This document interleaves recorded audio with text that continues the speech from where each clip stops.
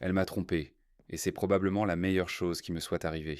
Je n'ai jamais pensé que je serais ce genre de gars, celui qui vérifie le téléphone de sa partenaire quand elle dort. Mais j'étais là, à 2 heures du matin, le cœur battant la chamade, son empreinte du pouce scannée et ses DM Instagram grands ouverts. Permettez-moi de revenir en arrière. Nous sortions ensemble depuis environ 1 an et demi. J'étais fou de joie, du genre à écrire des poèmes et à apprendre sa commande Starbucks préférée. Elle était drôle, belle et avait cette énergie chaotique qui donnait l'impression que tout se passait comme dans un film. Mais au bout d'un an, les choses ont commencé à se gâter. Elle a commencé à cacher son téléphone comme s'il s'agissait d'un code de lancement nucléaire. Elle riait à des messages qu'elle ne voulait pas me montrer. Des red flags? Oui, je les ai vus. J'ai juste décidé de m'envelopper dedans comme une couverture et d'appeler ça de l'amour. La nuit où j'ai appris la nouvelle, elle dormait chez moi. Son téléphone s'est allumé vers 2 heures du matin avec un message d'un contact nommé Ben Université.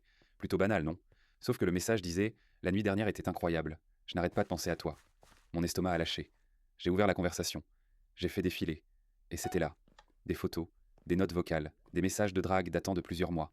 Et le pire, la première fois qu'ils sont sortis ensemble, c'était le week-end où elle m'a dit qu'elle était malade et qu'elle ne pouvait pas venir. Je suis resté assis là, engourdi, en colère, humilié. Le lendemain matin, je ne l'ai même pas confrontée tout de suite. Je lui ai préparé son petit déjeuner, calme, froid. Quand elle s'est enfin réveillée, j'ai juste demandé: Qui est Ben? Elle était paniquée. Elle a tâtonné, menti. Puis elle a fini par craquer. Elle l'a admis. Elle a dit que c'était arrivé comme ça, qu'elle ne voulait pas, qu'elle m'aimait mais qu'elle était perdue. Je n'ai pas crié. Je n'ai pas pleuré. Je lui ai juste dit de faire ses valises et de partir.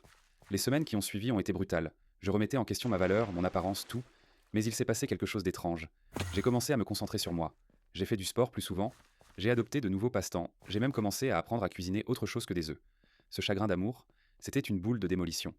Mais parfois, on en a besoin pour démolir une maison en ruine avant d'en construire une meilleure. Donc, oui, elle m'a trompé. Ça m'a brisé. Mais à la fin, ça m'a rendu meilleur. Parfois, la pire chose qui vous arrive est la meilleure chose qui aurait pu vous arriver.